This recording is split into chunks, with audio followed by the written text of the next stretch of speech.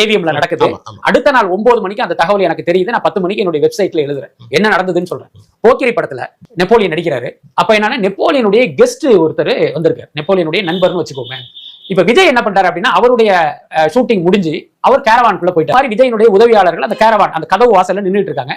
இப்ப என்னன்னா நெப்போலியனுடைய கெஸ்ட் வந்தது மாதிரி அவர் என்ன பண்றாருன்னா, விஜயை பார்க்கணும் அப்படின்னா அவர் வந்து விருப்பத்தை தெரிவிக்கிறாரு. அப்ப நெப்போலியன் வாங்க கூட்டிட்டு போறேன் அப்படின்ட்டு நேரா அந்த நண்பரை கூட்டிக்கிட்டு விஜயனுடைய கேரவானை திறக்க போய் ட்ரை பண்றாரு. என்ன அப்ப இந்த அசிஸ்டன்ட் சொல்றாரு, சார் திறக்காதீங்க, சாரா ட்ரெஸ் சேஞ்ச் பண்ணிட்டு வெளியில வருவாரு, அது வரைக்கும் வெயிட் பண்ணுங்கன்னு சொல்லும்போது நெப்போலியன் எப்பயுமே பாத்தீங்கன்னா கொஞ்சம் மூளை சூடு எடுத்த ஒரு கேரக்டர் தான். கடாமுடான்னு பேசுவார். எதிராளி யாரு அந்த இதுவே அவருக்கு இருக்காது. அவர் என்னமோ பெரிய ஒரு பண்ணையார் மாதிரி தான் பேசுவாரு. அன்னைக்கு என்ன பண்றாருன்னா, இந்த அசிஸ்டண்ட வந்து அவர் பயங்கரமா திட்ட ஆரம்பிச்சிட்டாரு ஒருமையில, அப்புறம் ஆபாச வார்த்தையில.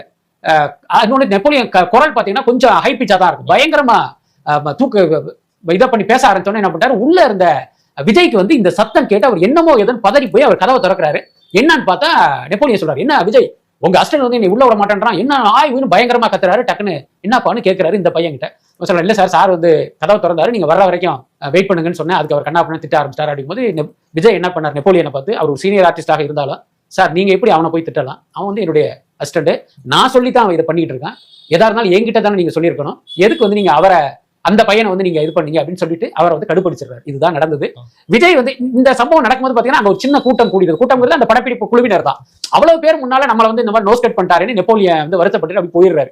இந்த சம்பவத்தில் விஜய் மீது என்ன தவறு? தன்னுடைய ஊழியரை யாரோ ஒருத்தர் திட்டுறதை அவர் எப்படி பார்த்துட்டு இருப்பாரு? நீங்க எவ்வளவு பெரிய ஆளா வேணாலும் இருங்க, என் ஊழியரை நீங்க எப்படி அந்த மாதிரி அவதூறாக அருவருப்பாகவும் ஆபாசமாக எப்படி பேச முடியும்? சோ தன்னுடைய ஊழியரை காப்பாற்ற வேண்டிய கடமை விஜய்க்கு இருக்கு. அதை தான் அவர் பண்ணார். இந்த சம்பவம் நடக்கும்போது நைட்டு